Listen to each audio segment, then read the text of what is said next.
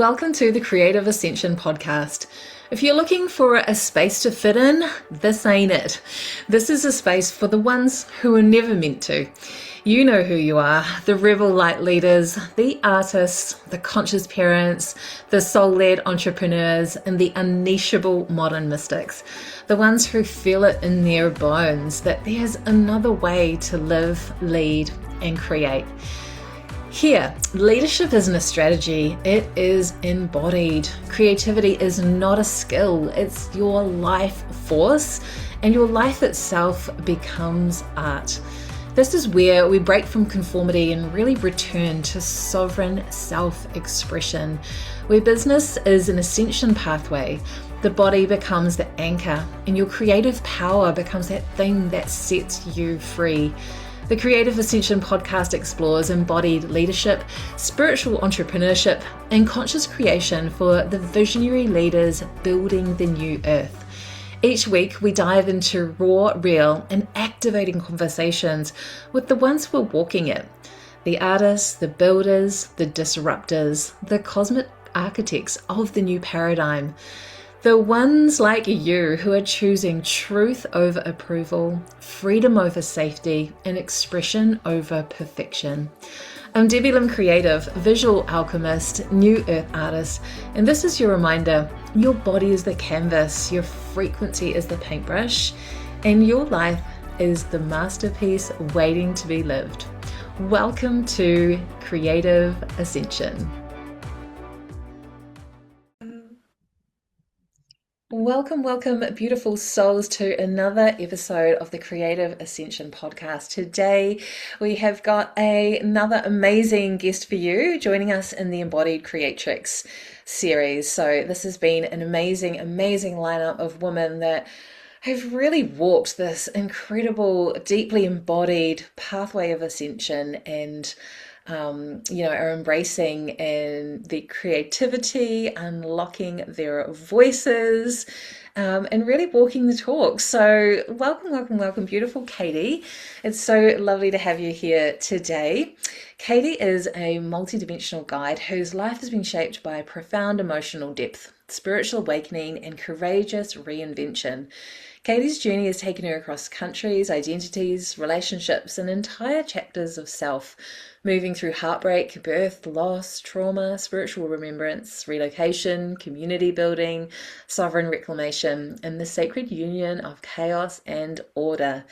She's lived many lives in one body. Through each passage, she's gathered wisdom, healing, and alchemical tools that she now shares with others. Katy's work is woven through lived experience, quantum constellations, Shakti dance, forgiveness practices, subtle field activation, and a deep connection to the land and elemental energies of New Zealand's far north. Katy, it's amazing to have you here, and I'm really excited to see where this conversation flows. We were just connecting in with, what are the golden threads that have drawn us together? And, obviously you've got your creative spark. I'd love to dive into that. I've also lived in the far north of New Zealand, so I'd love to hear all about what it's like for you living up there. But maybe just start off with where you are right now in the world and what life is like for you in this particular season that you're in today. And thank you for being here too when you're feeling slightly under the weather. That's amazing. Well, thank you so much for that introduction and for opening this space for so many people to come and share who they are and what they bring to the world. I really appreciate that. And just when you were reading back the blurb about me, my whole body was like going, woo! Like there was a tingling sensation to hear all of those pieces back to myself to really feel that weaving of all the things I have lived through and that have changed me and helped me to grow as a person. Amazing. It's one of the gifts, isn't it, of sitting in spaces like these and, being the mirror reflection for each other, which is, exactly what we were talking about before. I was chatting with Katy and saying, like, what shall we kind of hook onto today? We're, multidimensional beings. We've lived these incredible lives. We've had these experiences, but each woman that stepped in, there's been, like this particular piece that is her magic. And sometimes we don't see that ourselves, do we? We need somebody else to, help extract that for us. And so, we were just chatting about your zone of genius, really, as a navigator, as as a bridge, as change maker, and as someone that's become really good at that through having to navigate it yourself so many times. So, do you want to share some of those big navigation points and maybe what you've learned or how you then help others with that? Yeah. So I guess it's kind of hard to know where to begin with these things, but it all starts somewhere. So What brought you to New Zealand? Because you're I not from think here originally, are you? Let's go with that. no. So That's what you're here. so my Let's mum was born. Yeah, that's a good idea. My mum was born in Christchurch to English parents, and I was living in Gran Canaria with my ex-partner and our two children at the time. My son was a year, probably yeah, 1 year old, and daughter 6. And we found out some information about some money that was coming to us that we weren't expecting, but opened the possibility to be anywhere in the world. And having lived through pretty rough financial times, it was like, wow, like we can finally decide what we would love to create for our family and where we want to be. And so we just started to look into all the areas of the world we were drawn to. There was part of me that really wanted to go back to Scotland because that's where we'd first lived together. And we investigated that, but the midges just was going to be too much going back to the cold and the midges. And Spain was kind of out. We'd both ruled that out by then. And my brother lives in Perth, Australia, and he was just like, "Oh, come this side of the world. We'll see more of each other. And I think you'd really love it over here." But I didn't really resonate with Australia for lots of different reasons, and it felt too big to try and figure out where to land, having not been there before. And so we had a friend, a Spanish friend who was married to a Kiwi, and he was like, "Well, why don't you go to New Zealand? And if you go to New Zealand, go to Katy Hari in the far north, and I can connect you with my parents, and they'll help you settle in, and you'll get on with my ex-wife." And so yeah, we booked our tickets, one-way tickets to New Zealand, got all the visas sorted, and we flew to Kerikeri. And we drove up, and I just remember coming over the hills. When you get to Taupo Bay, you come to a point where you've travelled along a road for quite a distance, and then all of a sudden you get the expansion, and you can see the bay, and there's this beautiful big headland on the right hand side, and it was like wow, like it just felt as you kind of hit that spot, you drop into something else, into another space. And the moment that I came along the driveway, I was just like, wow, this is just really, really magical place. Never seen anything like it, and then everything just really fell into place. It was just super easy to buy the house. There'd been a big storm, so all the people that were really keen from out of town that wanted to come and see it couldn't get there. It's so And true, isn't it, that what is for you just will not miss you. And we had something really similar here and moving back here. We were moving from out of region, and I was just like, I just had that knowing that we were moving back here and didn't really know why. And then my husband had seen this place online and was like, there's something really special about the hill that's behind it. Look at that big rock there. And I was like, maybe. I don't know. Maybe I was still a bit hesitant to like, oh my gosh, we're really moving back. But it was actually the house energy, and I haven't really had this before, but it is like it's own being. And as soon as I stood like right in the center of it, I was just like, oh yes. Yes, yes, this is our place, and this is like they've been waiting for you. So this is really interesting, and it's so fascinating, isn't it, that our houses are so amazing. You think it's just a bunch of wooden nails, but I mean, it's like any creation, isn't it? You know, I say this about paintings or something that is written. It has its own energy and its own essence, and our houses are the same. So I find this really fascinating. How much is your house and the land and everything like a part of the work that you do now? And also because this is a podcast, most people are just listening. Well, they can't see the outside of your house on the video version. Paint us a picture when you drive over and you've got headland, Taupo Bay. What are we looking at? What are we seeing? What's it like? you're nestled in a V shape, I would say, in a valley. It's not a very high valley, so it feels very held. The energy feels very held. And when people come here, that's what they pick up really quickly is like, wow, it just feels very nourishing. The land is very grounding. It's very protected. So both sides have got a lovely hills. And there's actually two rivers that come onto the property and they merge and become one just after the Ooh. point where the house is, which is quite interesting as well. And then it carries on as one river out of the property. So there are three distinct areas. The main house and one of my little cabins I rent out are on the kind of island. And then there's two of the paddocks either side.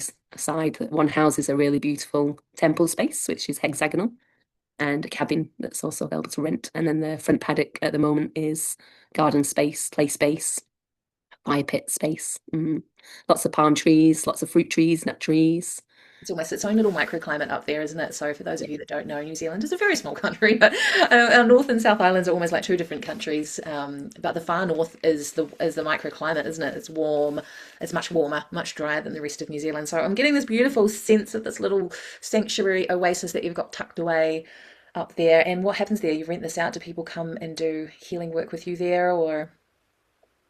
So lots of different things. So some people just come through different booking platforms and stay for a few nights. Other people come and have a bespoke retreat, and I work one-to-one with them or as a couple or a small group as well.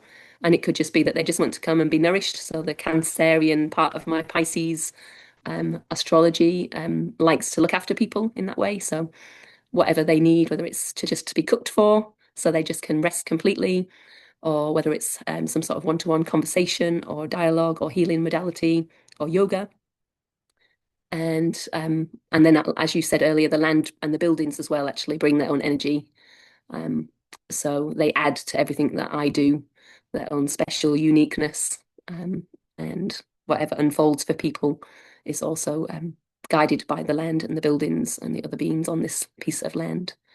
Beautiful. Yeah. Yeah, we're pretty lucky. We've got a very special place here in New Zealand, and yeah, I did a little bit of travel last year. It's given me a whole new appreciation for just how magical Aotearoa is and how much the land has to offer us. Amazing. Now, Yeah, no, I just want to circle back around. So we were talking about your zone of genius as helping people navigate change, and you told us a very long story about the move. But what are the actual key points of your? You've got like I've read your story here. It's a lot. Do you want to give everyone a condensed version, like the big transformational shifts that you've had in your life that have led you to where you are today? yeah. Well, I think the to go to October 2024 is probably like a really key pivotal moment where everything came together. So I went on retreat with Jenny and Dan Abdul Noor, Oh, the Heart yes, of powerful. Communion, and yeah, I'd gone through a very big transition of my relationship, marriage ending. I think we've been together for 16 years. And I'd always been very good when I was navigating change at being very forgiving of situations that I found myself in. Um, I brought a lot of light into spaces. I was very good at like feeling the sadness. Like when I left Scotland to go to Spain, there was part of me that was like, no, I don't want to leave this country. I love it. And then the other part of me that was also like, okay, I'm quite excited. So there's that polarity within me of that actually needs to be recognized. And I think that's one of the key points from the work I do is that so often we can just focus on one side of the issue, whereas it's really important to actually bring in both sides. And that's how we get that union of the feelings. And so at this retreat, I had been avoiding the kind of dark feminine energy, which is the fire. Um, and um, And finally, one day I was like, yeah, I've got to go to this space. And so I went and sat in the dark feminine. I wasn't really sure what was going to happen. I don't think anyone else is because that's the way they work, which is pretty magical. So it was maybe the third time that my body had just started moving in a way that I couldn't control. I wasn't in control of my body. My body was moving. So I just went with the movements and I was encouraged to express the things that I needed to express. I'd gone through pretty intense verbal aggression and threat of physical violence. And I hadn't um I just kind of held my own, but I hadn't like said some of the words that I needed to say in response to what I was receiving because I was trying to be nice and Don't we just do that? Oh, it gets us yeah. nowhere, does it? Trying to be nice. So yeah, it was a big release in my body to actually be able to speak some of the things that I hadn't spoken. And it was very therapeutic and then one night while I was there, I was like, oh, it's like this is like the piece that's been missing in all those changes I've been through is that I haven't, yes, I've done inner work, but I haven't always said, actually, that wasn't okay that that happened.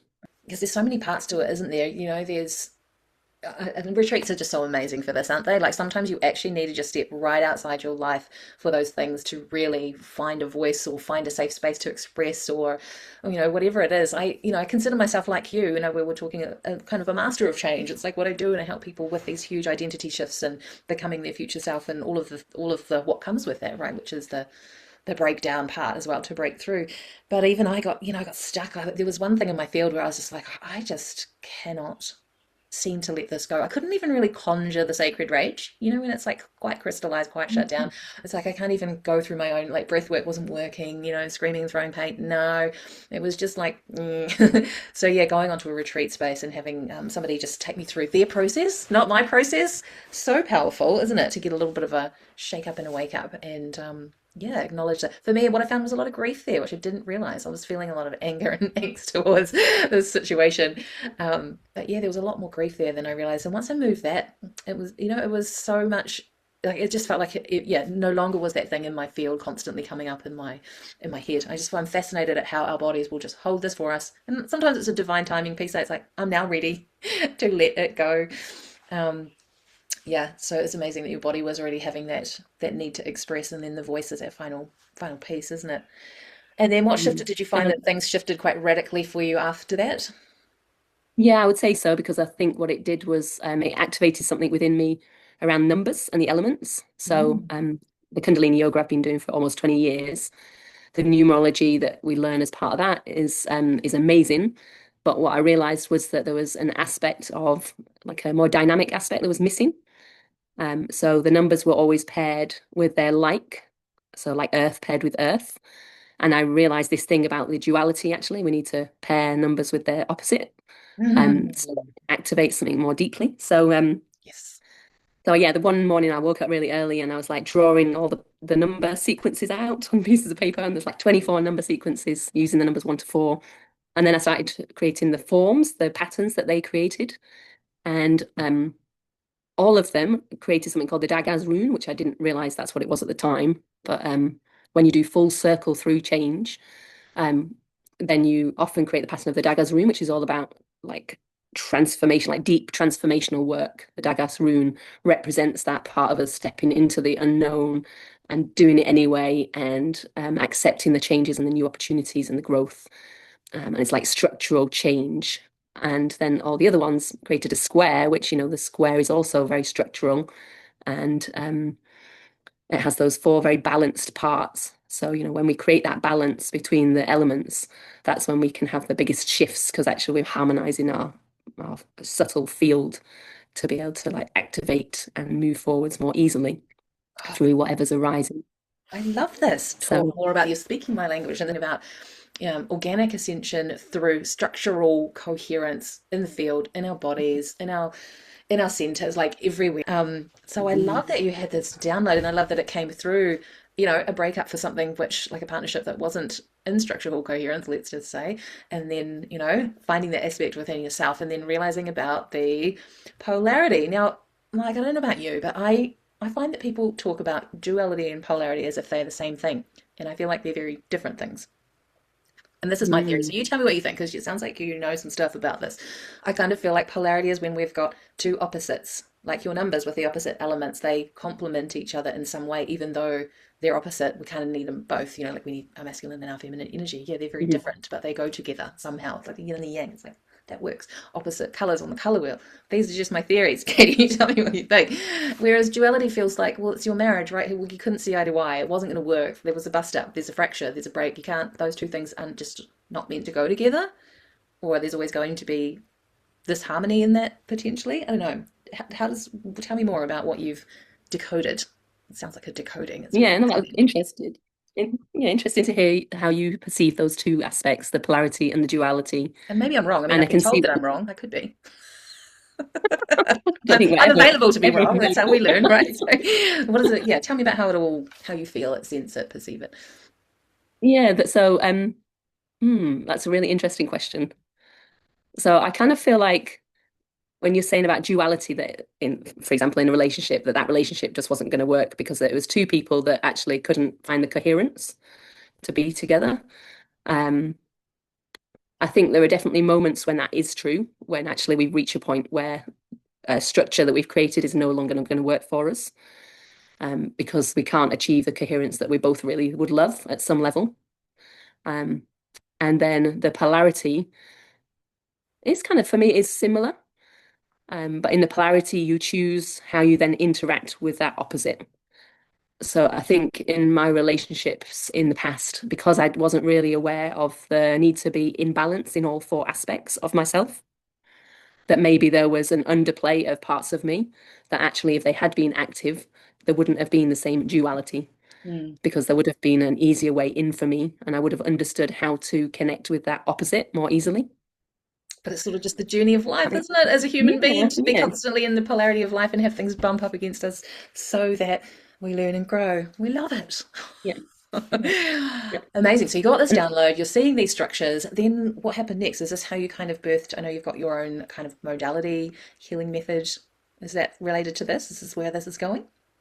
yeah, kind of, I guess. Or I no? think that was like the final piece because I, had teachers in the past that have said to me, you can only go as deep with someone as they've gone in themselves. And so that had been a part of me that hadn't gone to that place. Mm, And there was also one other aspect from when I was 11 that I'd not resolved, which I've now resolved. So it feels like completing those other two pieces of the puzzle of me mm, has made it easier for me to actually go, okay, now I can hold everything. Like there's nothing that phases me anymore. When someone brings a certain energy, I know I can meet it yeah. and I don't shrink and I don't kind of go, ah, what do I do with this? Yes. Um, Yeah. And even if you're saying those two things, I know people say that, and someone said that to me, and I turned it over in my mind. They're like, I said, I can only take someone as deep as I'm willing to go on myself. So, mhm. which is the thing, right? Because you can't compare trauma or depth or shadows or things because your experience is your experience. But it's like the willingness to meet the darkness in ourselves means that we become a safe space for others to meet that within themselves. Um, yeah, I think that's, do you agree? Is that kind of the feeling that you were getting from that? So you went and you met like more of your shadow aspects, and it's like you become not so scared of the things that go bump in the night. Yeah, definitely, definitely. And it's interesting because, I know it's in the field at the moment, this talk about the end of the guru. And, I Mm, can see it at some level, but I can also acknowledge that actually guru means to take someone from darkness to light. And there are times when we need someone external to us that can take us from something dark to something light, yeah. because we can't always see what's in front of us because Yes, and our we minds play absolutely, games. yeah, we absolutely need guides and mentors and people that have walked ahead on that path. It's interesting you bring this up. I was literally just turning this over in my mind as I was driving along randomly yesterday, where someone I know, she was talking quite a lot on her social media around the death of the guru, and it's like it's probably unfortunately one of those words where we've melded a whole lot of meaning to it that's not the original essence of the word, so we can make that clarification. So thank you for that. You say it again. It actually means to take from the darkness to the light. Yeah, it's someone who can guide someone from the darkness to the light. Yeah. And And so unfortunately, we've that's had its a pure whole bunch form. of false light ones, which we have bowed down to, worshipped, and handed over our power to, which, again, it's a two-way street, isn't it? But that's one of those architectures that's all falling down. Or there's going to be a rejig in the way that people, who they choose and why, which is it's all positive, right? It's all healthy as we come back into our sovereignty and our knowing. Because, what I was thinking yesterday in the car was, well, we're all equal. We're all equal because like it like we are. I just have that like it's like we're all equal. But there's someone that's been doing this maybe longer than me, so I'm going to go ask her, right? She's been around this more times than me, so of course I'm still going to need guidance and I'm going to need support. So I don't think it means that we have to all be like completely self-led, but that we're going to be choosing those people that aren't available to be worshipped or be like the star of the show on the stage, kind of bow down to me kind of thing. So it's going to be interesting. What a fascinating time to be alive. Yeah. And I guess that links into, like there's definitely been a part of me that's had that perfectionist, like I've wanted to look like I've got it all sorted in the past. And that's like that the story and the pattern and the programming around the guru is that the guru's got to be, perfect. And so we haven't allowed for actually the fact that everyone has a story to tell and everyone has got work to do. And I love the piece that you're bringing in that actually that opens the doors actually for people to be a lot more discerning about who they work with, and that's where the rise in authenticity and people being real and people talking about their lived experiences is going to help, because as soon as you start to share the lived experiences you've had, then people can resonate and you're not hiding anything and you're being really honest, Yeah, and that's what then magnetizes people towards us. absolutely. Those are the qualifications that truly matter, right? And that we want to be checking out is like this person's story. Um, real. I've even been just, it's just been interesting stepping back and watching it all happen. And even people that I, having those moments where I've realized, oh, I actually did put that person a little bit on a pedestal too. Or, having those little awakening moments and going, huh, you think you've come so far and then, there's actually even a little bit more and a little bit more. But this isn't, yeah, definitely an age where, and I was even hearing about trends on social media. They were like, actually, it's going to be all about podcasting. You know why? Exactly what you just said. People want a real conversation. People want authenticity. They want your story. They want to know who you are, and that's of way more value to them to how many followers you might have or your perfect Instagram feed or your or whatever else, right? It's like when people hear this, they'll know that Katie's got the codes for me. I'm like struggling with this whole polarity thing. I'm like, maybe I need to just get into nature and let the land hold me and come experience your thing. People will just know. And I think you were saying just before, Mm. you're starting to have experiences like that where things are manifesting really quickly. That feels like that's actually quite aligned to what we're saying. It's almost like we can just relax a bit more and let it happen. Is that what's going on for you at the moment like that? Yeah, so maybe just to give a little bit of a story around that. So, as part of this process of separating, I went through a phase where I thought I couldn't afford to buy the land and it wasn't going to be an easy process. And then going back to like right at the beginning of this conversation, and you said the land has this energy, and a really lovely friend contacted me out of the blue around October 20, well, it doesn't matter the dates, but she contacted me. She said, look, the land keeps talking to me and it keeps saying you've got to be on the land. Is there no way you could get sponsored to be there and so you can stay? And I was just like, no, I'm going. And then somebody else got in touch and was like, you need to stay on the land. And I was like, oh my gosh. So I retuned into the land and spoke to it, and got the message that I did need to stay and it was going to be possible. And I had no idea how it was going to be possible. So I stepped into a course that at the time couldn't really afford. But I think just making that decision and taking that risk was like huge for me. And then also just being told that wasn't going to be possible because I'd activated the dark feminine and that fire in me. There was like a moment where I was sat in tears and it was never going to happen. And then all of a sudden the fire kicked in and it was like, oh no, I need to like I can choose whether to stay in the tears or I can choose something else. And so I stepped into like the passion and the aliveness and going, okay, I don't know how I'm going to do this, but the land wants me here and there's got to be a way. And then magically, as kind of I stepped into that power within me and that balance, activating, the love of this land and the desire to stay and the ability and the willingness to take action and the dream, that's all the elements in one big cauldron. Then things started to fall into place, and I had someone come forward that I met who could get a high interest loan. And then on the 14th of February 2025, I had a phone call from someone who said, I'm going to lend you the money to buy him out. And I was like, what? And and so that was pretty magical. So I'm almost a year now of owning this piece of land, and I would say like July, August of last year were pretty tough again financially. And then there was just like one piece from this course that was shared with me around the feeling, that we've got to be able to feel what it's like to have that relaxation around money and finance and abundance. And so every day I've been really giving myself that moment to just kind of go, wow, like so good to just know all my bills are paid and just like feeling how that is. And I've added in some movie meditations that I do regularly, which are linked to the Shakti dance I offer. And I kind of feel like that it's really important actually to bring the voice and the movement, because it's again that union of the polarity between the physical body and the voice, and the merging of the 5 and the 10. So the 5 is the physical body and the 10 is the radiant body. And the radiant body allows things to be magnetized and drawn to us because we step into our king and queen energy. And so now it's much more easy for me to say, oh, how could I get more people booked into this space? And then the next day I'll get some sort of inspiration and I'll take the action, and then it all kind of happens. And it's just been, Amazing. Is everybody listening to this manifestation brilliance? Oh, so many juicy little factors in there. And gosh, how do we even unravel and sum it up?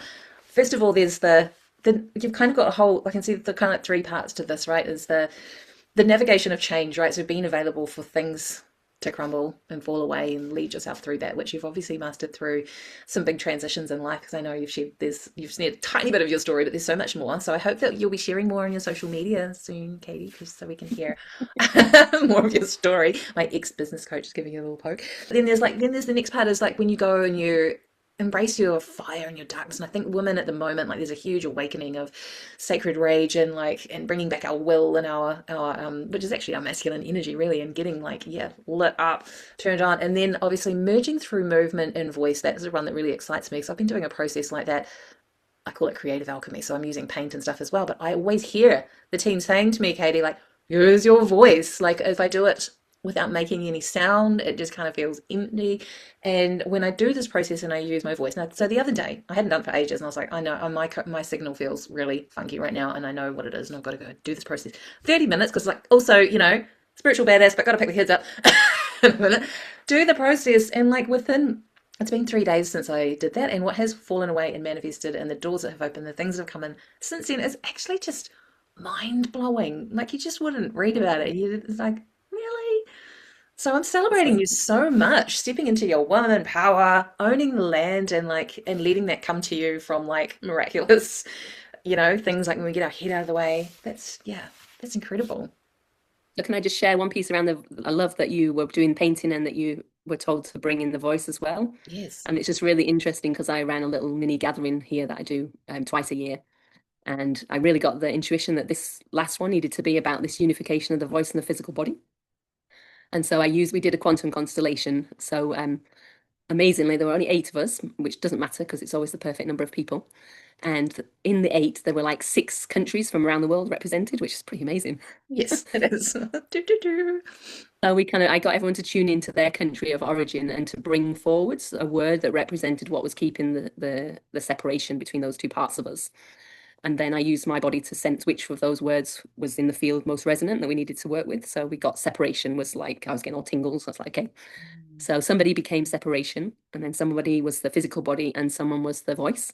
And then I brought in all the elements. So different people played the different elements, and we basically all worked together to unify the voice and the physical body by healing any mismatch in the field. So it's like family constellations, but like you can just pull, of course, all the different pieces in, and then as a group. So that feels really profound that you do it as a group effort, because that's the unification of all the pieces. Ooh, I love it. So this is so I did me too. Yeah, I did a really amazing course, which was level 2 Shakti dance. So Shakti dance and systemic constellations. So this is where I found out my gift of being able to become different energies very easily. And also where I saw very clearly in the field that we can all be trying so hard to clear our personal stories, but actually it's only when there's enough of us doing that work that the structures crumble.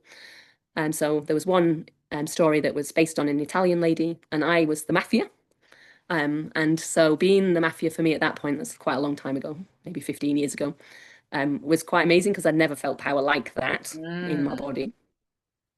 And there was no way the mafia was moving. There was no it was very rigid. It was not willing to change in any way.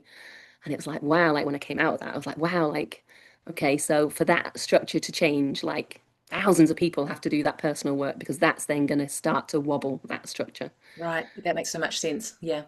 Because people talk about this in the shadow a lot, but I can see and feel and sense from how you're describing that how we can do this collectively to make these big shifts in these, false power grids that are wanting to be shaken. This is really exciting because, I'm in a stage where I'm really well and truly over being at home alone working on my computer. And I know that that's like, I was really excited about that. It's given me a lot of freedom. It's given me a lot, right? But feeling that shift now of just like, I want to be around people. I want to be working in community now. I want to be working in groups. And I know that's actually in my numerology for success, is working together towards a common goal. And some people are just going to always be quite fine working at home on their computer. So again, there's no right or wrong, but this just feels really exciting. Do you see like a retreat or something, or some kind of like, how are you going to move this work forward? Because that feels really profound. And as lovely as it is in the far north, it's a bit far away from everything, to be fair. So are you going to get in your van or whatever you have and start bringing this out into the world, or how do you see it evolving? Have you? Yeah, it's an interesting question. So I have already had a couple of people from the UK reach out to me that are really keen to learn how to do this. And so it's definitely something that I'm looking into, is how I could share it widely with people. So if anyone is listening to this and you're an expert at helping people birth a modality and get it global, Katie's ready. And there's definitely something about the subtle field, like that actually that's how it works, is we have to be able to tune into the subtle field, which is our number nine, which is the connection to earth. And so it's like where the seeds are all like creation. How can I explain it? So it's like in the womb of creation, there's all these like little light bulbs, and they're all the possibilities that we have that we can manifest. And so the number nine is like starting to grab hold of one because they sense that's the right dream to bring through into manifestation, and they pull it down and then they birth it through the physical body. So Amazing. And so what you're there's speaking something to there, about that's being, part of the Shakti dance process, is it? yeah, the structured dance, but it's also to do with the work that I'm Oh, doing, it's your is quantum that it's constellations. opening, yeah, the quantum constellations, because what it does is by being part of those constellations, and there's thousands of different constellation sessions happening around the world, family constellations, other people doing similar things to what I'm offering. And so each time one of us steps into that space, we are opening a part of the portal within us, our subtle field, to sense at a more finite level, to feel in the space between us, the etheric spaces. Mm. So yeah, it's just the more that we do that work, then the more that we can feel. We can feel out into the space around us and make those shifts. So Don't know whether that's clear. It's probably not clear. I'm in the womb of creation, just seeing all the possibilities, and I'm like, wow, wow, it's really Yeah. exciting, isn't it? And what a gift for you to have. Like, what moment was it where you realized that you had this kind of like uncanny ability to like merge with these different elemental or identities so easily? Because that's quite an unusual gift, isn't it? That's pretty cool. Hmm. So I'd say it was something that started to develop when I did that systemic constellation process. And then it's kind of been there the whole time, and I've kind of dipped into it and then dipped out of it. What I found was that it was very easy for me to go into those spaces, but then I couldn't hold space for somebody. So then I struggled with, how can I hold space and do what I need to do? And I kind of feel like now I'm in a place where I know how to hold space. I can go between the two. Mm, And maybe that's something to do with because I've been doing this work around merging the dualities. I think Is so. that I think so. It's like I guess as like a Reiki master, it's like there's some point in your journey, where you become this you've it's boundaries, I guess, really, or where your edges are, mm, or the power of there's so many elements, isn't there? But you become really good at like I'm intentionally switching onto this now, and I'm switching off from this now, and um, yeah, and even being a retreat space holder, it's like, and I say this to people when they come on my retreats, it's like I still might have a process here as well. Like we've set up this field of that's holding us, and I'm holding this space, but that doesn't mean that I won't sometimes get into the work with you as well. So I think it's possible the more we give ourselves permission for that, and really the only way is to get in there and play, isn't it? Play with it. yeah. But like I like the point you said about boundaries, because maybe that's what the key was, because my boundaries weren't strong Mm. before I went into that dark feminine space more. Yeah, So I think so. And I think, it sounds boring because I'm fucking boundaries again, but it is. And I think, and it is actually really relevant now because there's so much conversation with everything that's come out into the media lately around how deeply conditioned we are as women to be nice, to be mm, palatable, to be something that morphs into the field around us. And, look, then it becomes our superpower, like you. So it's a double-edged thing, right? It's like that's probably how you've unleashed your superpower, when we can merge into the background of anything and hold the field quietly so we don't upset the apple cart. That can also be flipped into like, these incredible modalities. But yeah, the conditioning just runs so deep to not use our voices, to keep the peace, to, submit to all of these things. So that reclamation, yeah, comes mm. with a massive up level of boundaries in every single area of your life, doesn't it? And I don't know about you, but I find that work is almost constant. The more we grow, Yeah. the Well, I had more an we example navigate our actually. edges, the more we expand out here. It's like, well, now my edges are out here, but there's a new set of rules out there. It just kind of never stops. But that's great. Yeah, because I had an example the other day actually on site. I had someone come and stay. They arrived super late, last minute booking, and then I came back to the house having put them in, checked them in, and then I started to get all these texts about my healing services and what my boundaries were like, and was there physical touch, and I was like, okay, yeah, I know where this is going. And in the Oh, past, I've been like, nice about it, but this time I was just like, actually, no, we're not going to go there. It's quite late. Um, for me to be talking to you about work-based things, and no, there is no physical touch in that way. And then it was like, oh, on another note, have you got a spare USB charger? And in the past, again, I would have been like, oh, yeah, here's one. Yeah. But I was like, no, because that's just another way for that person to try and draw me over Yeah. into this It's field like that this I'm big just not black doing. octopus energy, isn't it? Like when you say no in one door, it's like, are you sure? I'll try and come around here, and I'll try and come around the front, and I'll try and come around the back. It's creepy. It's creepy predator energy. It's like, ugh, ugh, ugh. But you become a real, yeah, you become finally attuned to it over time, don't you? Celebrating you for that such powerful reclamation, you know? I'm sure it'll ripple through your field, through your family, through everything that you touch and create. So is there, if people want to come and experience this, is it like something you do online where you have to be in the physical room with groups for the power of this to be really felt? Or can you do Yeah, both? so I've done both. I've been working with people in the UK. I've done a little, what was that one?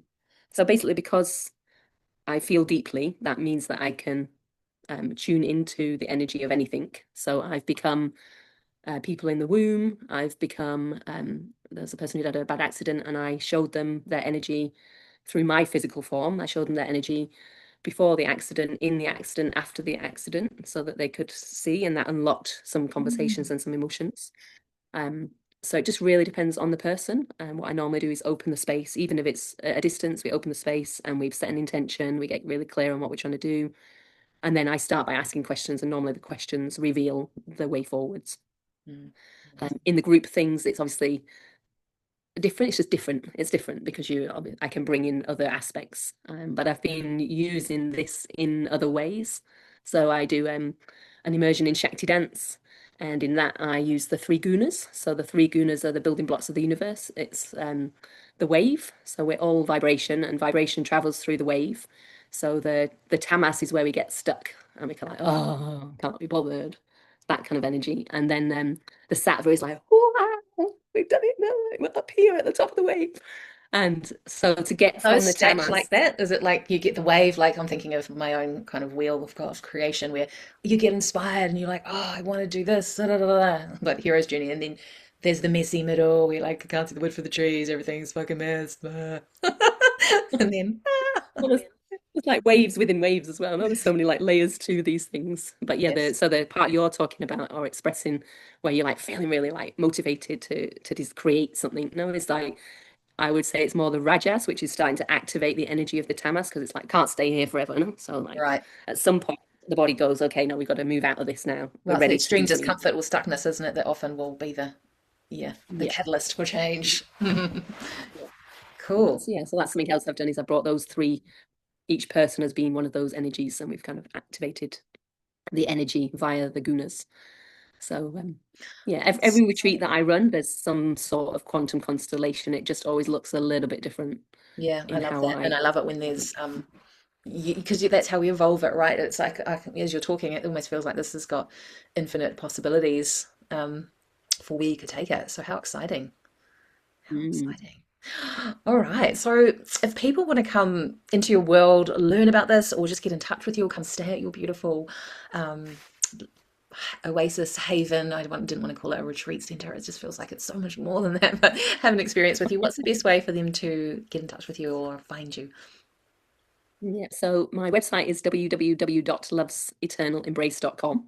Hmm. And then the same title on all of my social media, Instagram, Facebook, Love's Eternal Embrace. And I have actually written it's a short PDF book on navigating change, 5 steps to more ease, where I talk about the elements and I bring in some of my personal stories to kind of show more clearly how the water element works or the fire element. So that's available online as a PDF through the website as well. Okay, Yeah. cool. We'll put links to all of that in the show notes so that people can um, dive in and get a taste of your work. It sounds like pure magic and much needed at this time, and really, really exciting and interesting as we remember. So many of us are remembering our connection to these elements and how the ancient masters used to co-create with them.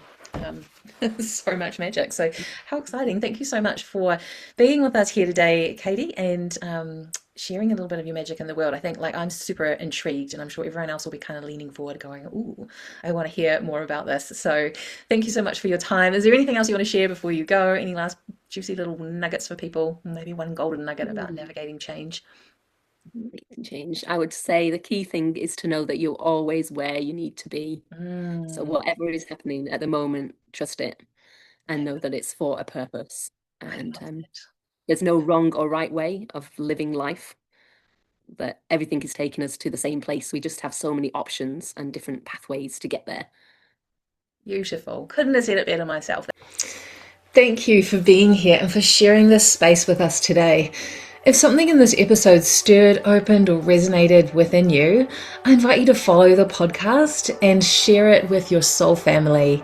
Please send us some love and give us a 5-star review if you loved it today. Your listens, shares, and reviews help this work ripple outward where it's meant to land. For deeper connection, you can visit debbielimcreative.com or find me on Instagram at debbielimcreative. And I'd really love to hear what moved or awakened for you in this conversation today. One final reminder, you're not here to fit into the old world. You're here to birth a new one through your body, your creativity, and your frequency.